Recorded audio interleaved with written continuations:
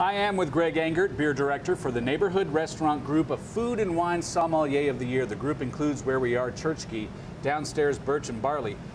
Haven't given any love recently to the Rusticos in Alexandria and Ballston. Greg, it is great to see you. You too.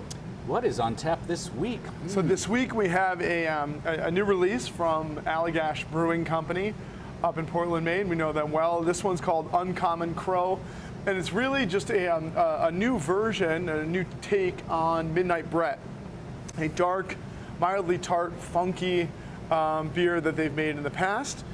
With this one, they take that dark, kind of rich, slightly sour, funky beer and further age it on local blackberries. It smells delightful. It almost smells like a bourbon, but it's not barrel. It's not. There's no barrels. It's all stainless. Ooh, very nice.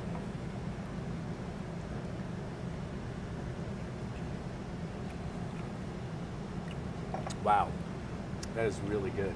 Great fruit qualities, and basically it's really amazing. These beers that you'll see from Allagash, these 375 milliliter kind of like split bottles coming out, corked and caged, they are incredible for how long they take. I mean, Allagash really lets the beer bide its time and find its expression. So this beer is 6 months of natural fermentation with locally cultured Brettanomyces. That's what dries it out and gives it the really complex kind of funky vinous qualities. And then another 5 months secondary fermentation in stainless steel on those blueberries. So this beer is 11 months in tank before it gets into bottle for bottle conditioning. And it's just amazing taking that time to develop that kind of nuance on the beer. There are some really well-known and good craft breweries, and I'm not going to name names, who sort of have a signature beer, and to me, and it could be unfair, they rest on their laurels a little bit.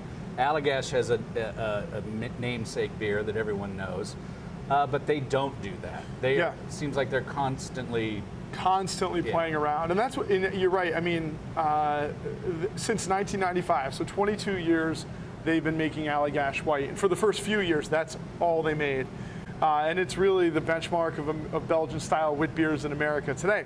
But then also, they were among the first to really embrace barrel aging in 2004. So they've been doing barrel-aged beers with Cure You, the bourbon barrel-aged triple, for a long time. They're the first Americans to truly embrace spontaneous fermentation. In 2007, they started making their coolship beers. So they've, in addition to white, which has been humming along, they've been innovating with barrels, spontaneous, and now this, this great mixed fermentation, fruited, funky beers, oftentimes barrel-aged as well. So yeah, they really have, they're doing great. And the bottom line though is, like, with a brand like this, these beers are pricey. They're not inexpensive, and how could they be?